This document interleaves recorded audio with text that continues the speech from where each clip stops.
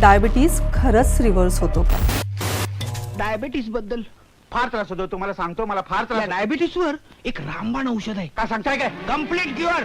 सगळ्यांचाच नाही होत, उलट आहे. विजिगीषू वृत्ती ज्याच्याकडे आहे तो डायबिटिक रिव्हर्सल मध्ये येऊ शकतो आणि त्याचा डायबिटीस रिव्हर्स होऊ शकतो.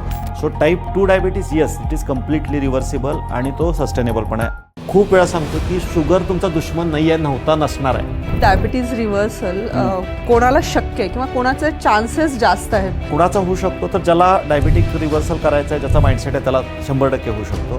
दुसरी गोष्ट ज्याचा रिसेंटली डायग्नोस्ड आहे. टाईप 2 डायबिटिक रिव्हर्स होणं सोपं असतं. म्हणजे एक तर आपल्याकडे आहेत त्याने 36 वर्षाचा डायबिटीस त्यांचा रिव्हर्स करून दाखवा. क्या बात आहे. म्हणजे इतक्या पॉझिटिव्ह नोटवर एखादा एपिसोड सुरू होणं.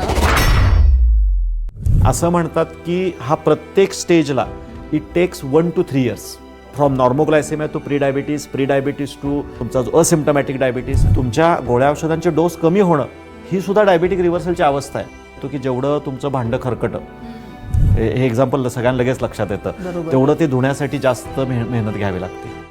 काय रिव्हर्सल आणि रिमिशन मध्ये नेमका फरक काय आहे? डायबिटीज रिव्हर्सल हे अचिवेबल 100% आहे. सस्टेन किती करू शकतो? तर मला सांगा, ह्यामध्ये गोळ्या बंद होतात का? 100%. ते तर पहिलं आहे ना. गोळ्या बंद होतात, गोळ्या कमी होतात, गोळ्यांचे डोस कमी होतात.